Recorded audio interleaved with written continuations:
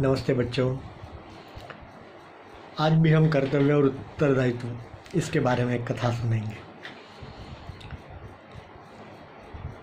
कल हमने भगवान श्री कृष्ण की कथा देखी ना।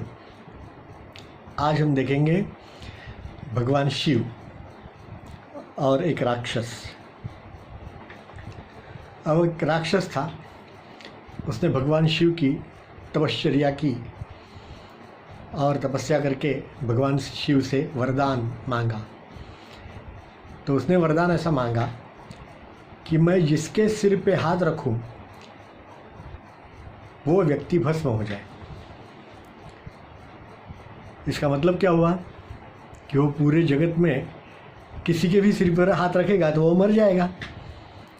इसका मतलब कि ये अब शक्तिशाली राजा हो गया सभी का, क्योंकि उसके सामने कोई भी युद्ध करने के लिए आएगा तो ये तो सिर्फ अपना हाथ ही रखेगा उसके सिर पर। तो भगवान शिव ने तो सभी देवताओं करते थे उसी प्रकार उन्होंने कह दिया था, तथास्तु, जो तुमने मांगा है वो मिलेगा तुम्हें। इसलिए इसका नाम, राक्षस का नाम तब से भस्मासुर हो गया। भस्मासुर, जो सबको भस्म कर देता है, राख कर देता है, मार डालता है, वो भस्मासुर। तो उसने ये प्रयोग करना शुरू कर दिया। तो देखा तो सभी लोग मर रहे थे। तो उसने सोचा कि ये प्रयोग सभी के ऊपर काम करता है क्या, देखें। तो ऐसा करके वो भगवान शिव के वहाँ गया और भगवान शिव के ऊपर हाथ रखने वाला ही था कि भगवान को याद आ गया, अरे इसको मैंने वरदान दिया है कि इसका हाथ जिसके सिर पर आएगा वो व्यक्ति, वो सामने वाला आदमी मर जाएगा, राख हो जाएगा। तो भगवान शिव डर गए कि इसने मेरे सर पे हाथ रख दिया तो मेरा भी भस्म हो जाएगा। तो इसलिए वो वहाँ से भागे। तो भगवान शिव आगे भाग रहे थे और ये पीछे भाग रहे थे राक्षस उनके। तो भागते भागते भागते भगवान सोच रहे थे कि अब कहाँ जाए कहाँ जाए। फिर उन्होंने सोचा कि भगवान विष्णु के पास जाते हैं, वो मेरी रक्षा करेंगे। तो वो भगवान विष्णु के पास आए और उनको बताया कि ऐसा ऐसा हुआ है और ये भस्मासुर जो है वो मुझे भस्म करना चाहता है, तो मुझे बचा लीजिए। तो भगवान विष्णु ने एक सुंदर स्त्री का रूप धारण किया और वो उस राक्षस के सामने प्रकट हुए।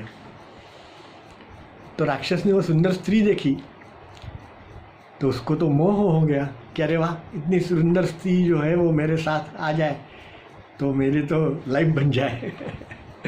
उसको अच्छा लगा कि मुझे ऐसी सुंदर स्त्री मिले। तो इसलिए उसने उसके सामने, वो स्त्री के सामने प्रेम करना प्रकट किया। तो स्त्री ने कहा कि मैं तुम्हारे साथ शादी कर सकती हूँ। तो ये असुर बहुत खुश हो गया, लेकिन उसने एक शर्त डाली। उसने कहा कि मैं डांस करती हूँ, नृत्य करती हूँ, तो अभी मैं जो नृत्य करोगी, नाच करूँगी, उसी प्रकार से आपको नृत्य करना है मेरे साथ। यदि आप मेरे साथ बराबर से उसी प्रकार से नृत्य करोगे तो मैं तुम्हारे साथ शादी करूँगी। तो वो भस्मासुर था, वो खुश हो गया और उसने हाँ बोल दिया, ठीक है। तो भगवान विष्णु ने मोहिनी स्वरूप में, उस स्त्री के स्वरूप में एक नृत्य शुरू किया। तो वो राक्षस जो था वो भी नृत्य उसके साथ करने लगा। अब नृत्य करते करते भगवान विष्णु ने अपना हाथ अपने सर पे रख दिया। नृत्य की एक, क्या कहते हैं, एक्शन के तौर पे। तो उसने सर पे रख दिया तो तुरंत वो भस्मासुर ने भी अपना हाथ अपने सर पे रख दिया और जैसे उसने अपने सर पे हाथ रख दिया वो भस्म होके मर गया। तो बच्चों, इसमें क्या हुआ कि भगवान शिव ने जब उसको वरदान दिया तब ये सोचा नहीं कि इस वरदान का परिणाम क्या होगा, और जब परिणाम सामने आया तब उनको भागना पड़ा। बराबर है ना। तो हमें भी ये ध्यान रखना है कि हमें कार्य ऐसे करने हैं कि जिसका परिणाम खराब ना हो और जिसका उत्तरदायित्व हम ले सकते हैं, जिसकी जिम्मेदारी हम ले सकते हैं। तो उस प्रकार का कार्य, उस प्रकार का कर्तव्य, उस प्रकार का काम हमें करना चाहिए और जिम्मेदारी से भागना नहीं है। ठीक है ना। धन्यवाद।